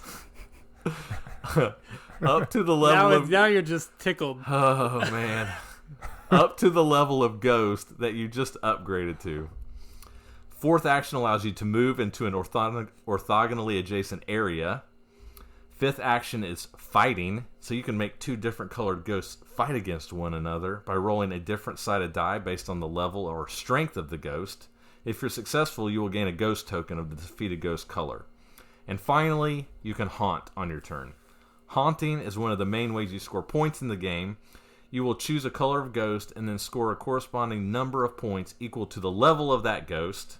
So, for example, a level 1 Casper ghost will score 2 points in each area, while a level 5 red ghost can score 10 ghosts in that location. However... 10 points? 10 ghosts? 10 ghosts? Yeah. However, it is important to note that you can only haunt each location once, and once someone has haunted a location with a certain color of ghost, that location can't be haunted by that color again. Finally, I need to briefly mention the action cards, as it has a huge impact on gameplay. At the beginning of the game, 8 cards from a 52 card deck will be drawn at random and assigned face up on top of the board. During the game, players can spend 3 ghost tokens to occupy an action card to immediately score 3 victory points and gain a card's benefits. Some of these benefits allow you to break certain rules of the game. So, for example, you can move 2 ghosts instead of 1 when you take the move action, while others give you the potential to score additional points during the game and at the end of the game. For example, every time you summon during the game, you gain a victory point. The game will end once one player has haunted all 6 different locations or a player has occupied 5 different action cards. And that is generally how you play Halloween. Are we going to talk about how the theme relates to this game? Please, Yes, we please are. tell me we're going to Sorry, talk about Chris, how did the we theme make relates too many to this game. jokes during the rules Okay. explanation? So this should be pretty obvious, but we'll ask it. How well did this game do at capturing the Halloween theme? Ghost and stuff. Ghosts and things. This is the most organized ghosts I've ever heard of. Go ahead, Jason. I think that says it all. I don't know. Applying Euro game mechanics to evil ghosts trying to haunt a gas station or whatever the other locations are on the board. Yeah. There's something hilarious about that to me. There's like rip tokens, little tombstones, Yeah. that you can pick up that help you rest in peace. All right. Rest Well, your okay, game that's pieces. not bad. That's pretty good. Yeah. A little on the nose. A little on the nose. But yeah, it hits all the points. Yeah. I didn't feel scared playing this game quite like I did in Fearsome Floors. Sure. Right? Where you really get that sense. Or even Jekyll and Hyde, where it's like, this makes me feel a little bit crazy. I do feel like this one hits all the Halloween themes, but I don't think that it goes deeper than the tokens that you're moving around or ghosts. The graphics, I think, they're nice looking graphics. But in terms of, do you feel like you're playing with a haunting, scary theme, like in some other more popular games, even like Betrayal type things? You don't feel that type of tension thematically, I think, when you play Halloween. Yeah, I agree with you, Cameron. I think the game looks pretty good. Yeah. I think it looks Halloween-y. The ghosts, if I haven't mentioned, that are on the board are plastic miniatures, and they look cool. The graphic design, outside of having a lot of iconography, is pretty good. The board is kind of dark, but not illegible. You know, it looks kind of spooky. But holy cow, this is a Euro game, okay? You're moving gauges, you're covering actions, you're pushing tracks. I mean, this is a dry Euro game. Trading scare points for haunt points. Yeah, it's just ridiculous. Hey, don't bash on the scare points, okay? It's so pasted on. I mean, it really is. You give him A for effort, I guess. He's trying to make it interesting, but man, this is a Euro game through and through. That's just very clear. If that wasn't clear from my rules explanation. How did y'all feel about the gameplay? Obviously, as I mentioned, this is a pretty standard Euro game, right? How did you feel about the gameplay here? Yeah, I found the action track mechanism to be pretty unique in this game. The ghost slider of I have to balance my actions between these 3 different sections where each section has the ability to influence different levels of ghosts, and that was mind-boggling to me early on playing this game. I slowly got the hang of it the more we played it, but there's a lot to consider and a lot to think about as you're trying to figure out, okay, how do I place my discs out on these actions to make sure I can do what I need to do at the right time, because timing is very important in this game. That was a cool puzzle to me of trying to figure out, okay, well, I have a limited number of discs. I want to try to be as efficient as possible. It started to feel a lot like Scythe to me in a way. It really becomes an efficiency game of, can I get the most done with the action tokens that I have right now and not waste time resting when I'm not recovering the most tokens possible and things like that. I enjoyed that puzzly action selection part of the game. Yeah, I did too. It definitely had that, I need to get this to turn this into this to make this ghost this level so that I can do this action at this level to get this to turn this into this to make points. Very Euro-y, right? It will feel very familiar in a lot of ways. And maybe that's a minor con. I'm not getting into my cons yet, but I will say, I don't know if this game strikes any new ground necessarily. It feels familiar. But one thing that I did really like that I feel like we have to talk about are these action cards. Yep. As I mentioned, as I was going through the rules, there are 52 of these action cards, okay? And 8 of them will be drawn at random each game. And they do all different kinds of things, okay? Whether they give you point scoring opportunities or give you rule breaking abilities.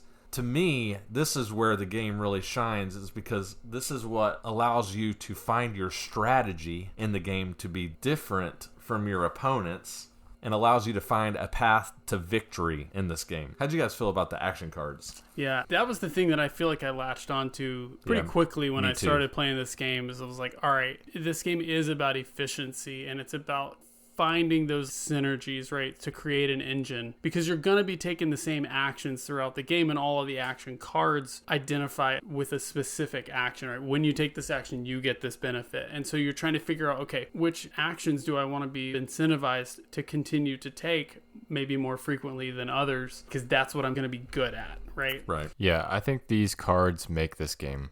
I think without them, the game would become pretty stale pretty fast. For sure. Because the progression of the actions that you do to build your engine is pretty tight. Like, there's not a whole lot of room for variation. You upgrade your ghost so that you can upgrade a slider so that you can do the next thing with the next level of ghost, so that you can upgrade your ghost so that you can do the move your slider. And you're kind of doing that progression all throughout, but it's these cards that really vary up your strategy and it's make you have to pick a direction of where am I going to go. I really appreciate games that can add in randomized elements like this that really add in a replay element that makes a difference. I feel like a lot of games add in, well, we're going to randomize this card deck, or we're going to randomize these tiles that get placed out in a random order. Negligible effect to on claim gameplay. replayability, right? Right. Of like, oh, well, there's thousands of permutations for the way this board can be laid out, when really it doesn't really make that big of a difference, honestly. I really appreciate games that manage to find a way to do that in a manner that really does affect gameplay pretty drastically from play to play. I appreciate that a lot. Totally agree. One other thing that I would be interested to hear y'all's thoughts about, you start the game with 12 action discs, which seems like a lot. At least when I played it the first time, I thought, oh man, I've got plenty, right? And you'll start to find, as you take actions in your disc set in your player board, it gets tight pretty quick. Yeah. Especially if you're putting your action discs on action cards. You're just taking away actions from yourself. So then the rest action really begins to start to become important, right? How do you guys feel about that rest action and how they incorporated that token management into the game? I definitely feel like it is probably the second most important thing that you're doing in the game is managing your inventory, because if you're not careful, you could face a turn in which there's nothing you can do about it. You can take one action or two actions, and in a game that's about efficiency, not being able to take one of your 3 actions on your turn is devastating. Yeah. Because it's going to put you so far behind everybody else. Yeah. Yeah, I think you covered it pretty well, Cameron. I found this mechanism to be pretty interesting, but also frustrating at times. But usually frustrating because of my own inability to manage it properly, right? Yeah. I think that token management is really important, but it can be frustrating. Yeah. Resting is a really good choice in this game. I agree with what y'all have said, because you'll find resting feels like a wasted action. Mm-hmm. And in a way it is, because when you rest, you're not doing anything on the board, right? And so at least I found myself wanting to try to delay resting as much as possible to try to be as efficient as possible and maximize my turns as much as I could. But what's interesting about this game is that when you don't rest, not only do you not get your disc back, but those actions are covered. Yeah.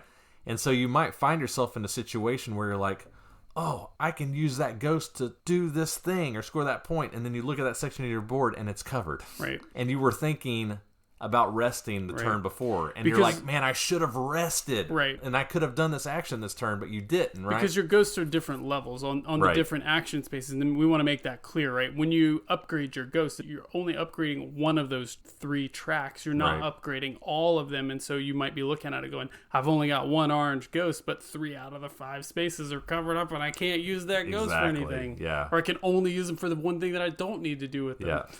Yeah, exactly. So I always found myself questioning, should I rest so that I free these action spots up in the chance that I might be able to be advantageous, but I'm not doing anything good this turn, right? I don't know. I love stuff like that in games. Some pretty cool things going on in this game. Was there anything you guys didn't like about the game? I think I have to mention the fight action. I knew you would, because you can't handle stuff like this. For the obvious reason, but also for a less obvious reason. So the obvious reason, I think, is it's dice chucking, right? Each level of ghost has a different D level of die that you're rolling. So the blue ghost rolls a D4, and the red ghost rolls a D10 D12 or something. Yeah, much better odds of being successful if you use a higher level ghost. And so I appreciate that odds. You can do that calculation and figure out what your odds are. But it can be really painful in a game that's about efficiency to have to take a chance on rolling a die and then just lose an entire action because of a die roll. That can be pretty painful. And don't do it. Well, right. Or set yourself up for success by one of the 4 different modification tokens. Yeah. Right, but that brings me to my second point about this action is that it felt redundant. The whole action, right? It's like, well, why am I going to risk doing this? I guess it's slightly faster, but the end result is get a ghost token. And there are other ways to get ghost tokens. Unless there are action cards in the game that incentivize fighting. Right. Yeah, that's true. If it's tied to you getting scare points, then it's extremely valuable to be successful. You got a bajillion scare points on fighting.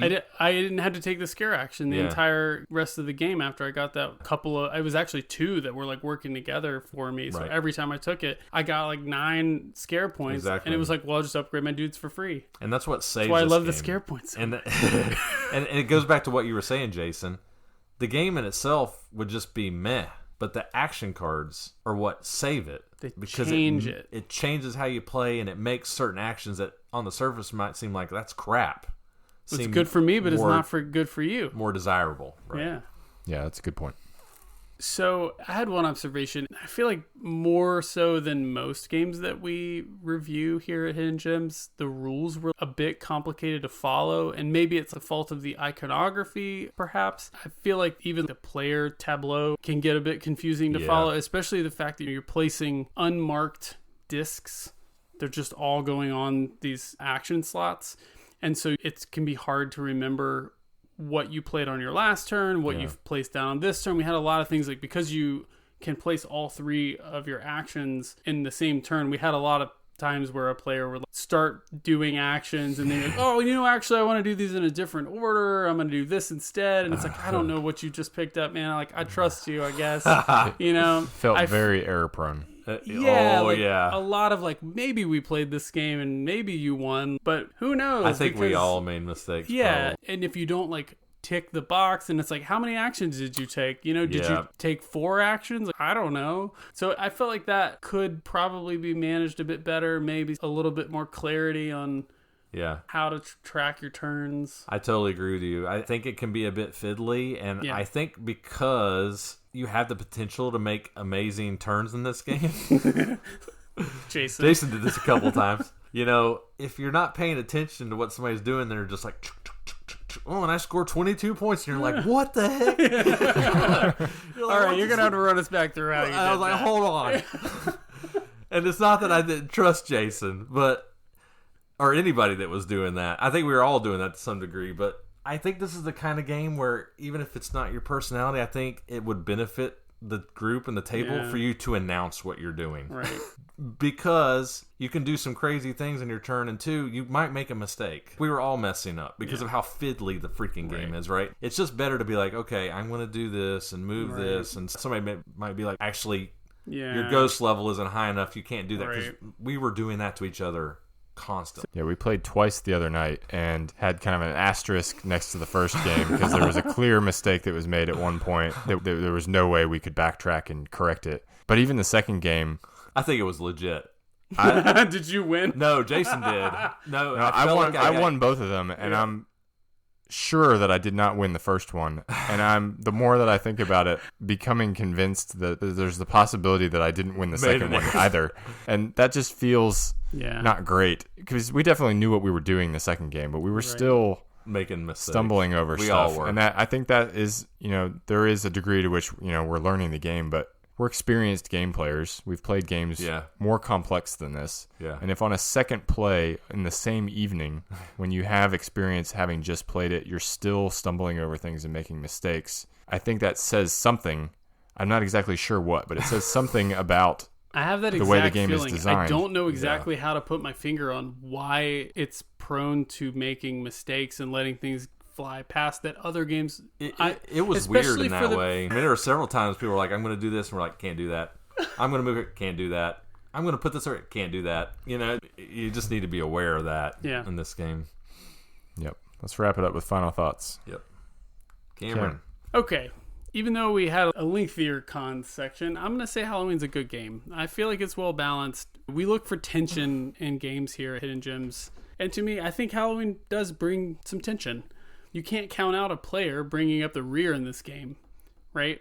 We saw that in one of our plays. Oh, gosh. Bill and I were in the lead most of the game, and Jason came from behind on the last turn, maybe. Cheated. Yeah, and maybe. he beat us. And even though Chris, even though he does this all the time, I'm in last place, there's no way I'm going to win. I can't win. Chris was right up there with the rest of us by the end of the game. And I think that's an engine builder in action, right? You just don't know the way someone's engine is going to end up turning out. Yep. I appreciate that in a game. I do think that it could benefit from a bit more clarity in the rules and iconography, as well as how turns are tracked on the player boards, and we've talked about that at length. Overall, I think Halloween's a good game, and it deserves some play. This is a 4 for me. And I want to say, I think the 4 rating has kind of come to mean for me that I'd like to explore it more. I know our general pin is that it's a good game. And for me, I think a good game is one that I would be interested in playing more. Might not be like praising it to the high heavens and looking forward to playing it again, like say particularly the way that I want to play Jekyll and Hyde more. But like if say other people listen to this episode from our game group are like, I want to try Halloween, I'd be like, let's do it. Yeah. Awesome. Well, I've mentioned before on this podcast that 2 of my most favorite games of all time are Dominion and Kingdom Builder. And the reason I love Dominion and Kingdom Builder so much is they do this thing where they give you an array, either an array of cards or an array of chits in Kingdom Builder. And before the game even starts, you must make an assessment of the board and plot a path to victory. And I freaking love that in games. Right. I am a sucker for that in games. I really am. And the main reason I like it is because every game feels different. Right. As Jason mentioned earlier in that night where we played 2 games back to back, they played totally differently. And the reason for that is because those action cards were 8 totally new action cards, and the way that those cards interact with each other compels you to find a strategy in there to get ahead of your opponents. Right. I freaking love stuff like that. After we finished the second game of this, and I was thinking about these action cards and thinking about how Jason came back from 25 points down and beat me, felt like I got kicked in the nards. I mean, I just was like, what the heck just happened? It was in my brain all night. I was just thinking about it. I went to sleep. I dreamt about it. I got up the next day. I was still thinking about the game. That is a good sign. The last game I can think of where I did that was Spectaculum. Wow. Right? So, despite all the apparent cons I had in this game, there's some things I didn't love about it that I mentioned in the review. I really liked this game. And again, the action cards just really took it to the next level for me. I love stuff like that. I'm giving this game a 5. I thought it was excellent. I am eagerly looking forward to playing this game again. All right. Just because I can't wait to see what the next 8 cards are going to be. Right. And how it's going to change the way I play the game. Love that. The Love expansions, can you just get like 4,000 cards like in Dominion? There won't be no expansion for this game because nobody plays it. But yeah, all that to say, I think it's pretty excellent. Yeah, I think you guys covered it pretty well in terms of what I had thought when I was thinking through this. This was a surprisingly crunchy Euro based on what I expected going into it. There was a lot more to think about. I think that those cards, like you said, Chris, make the game. And make it really interesting from game to game to try to plot that path to victory. I enjoyed that a lot. I don't think I'm as over the moon about it as you are. I landed on a 4 for this one, and I think mainly that's probably because of some of the more finicky aspects of it and that error proneness that we can't quite put our finger on why it is that way. But if this game came out on the table, I would play it for sure. So, settle on a 4. Awesome. All right. If anyone's looking for Halloween, how could they get a hold of it? Yeah, so despite having come out in 2017, which is not that long ago, this game is surprisingly hard to find. Unfortunately, it's not available at Noble Knight or any other online retailer that I found. Although there are a good number of copies on BGG, so you can get it there. But whenever you can't find it online, it's getting on the rarish side. So if you're thinking about pulling the trigger on, I would do it because this is one that could just disappear into obscurity like a Jekyll and Hyde. It's all the minis. They don't want to have to reprint the minis. That's right. 17 copies on BGG available. Check it out. Sounds interesting to you. Very good. Cool. Well, those are our thoughts on Halloween. Well, thank you for joining us on this Halloween-themed episode of Hidden Gems. And if you like what we're doing here, please remember it's a huge help to us if you'd leave us a rating or review on your podcast platform of choice. Follow us on our various social media platforms. We're particularly active on Instagram. Check out the BGG Guild if you want to interact with us or share a game that you think is a hidden gem. And if you're so inclined, please consider supporting the show over at our Patreon at patreon.com/hiddengemspodcast. And until next time, I'm your host Cameron. This is Chris. And I'm Jason. Thanks for listening. This episode of Hidden Gems, number 19, was recorded in Raleigh, North Carolina on October 24, 2021. Join us again in 2 weeks when we will be talking about the rise and fall of tasty minstrel games and reviewing 3 lesser-known games from their catalog. Hidden Gems is produced and edited by Chris Alley, Cameron Lockey, and Jason Yanchuleff. Our Board Game Geek Guild is monitored and managed by honorary Hidden Gems team member Ghidorah. Our show's logo was illustrated by designer and artist Katelyn Nieto. Check out her work on Instagram at It's Katelyn Nieto. We would love to hear from you. Feel free to join the discussion on our many social media accounts. You can find us on Facebook at Hidden Gems Board Game Podcast, Instagram at hiddengems.podcast, and Twitter at Hidden Gems Board. Disagree with one of our reviews? Have something you want to say about one of the games that we discussed today? You can also make your voice heard on our Board Game Geek Guild at BoardGameGeek.com, guild number 3874.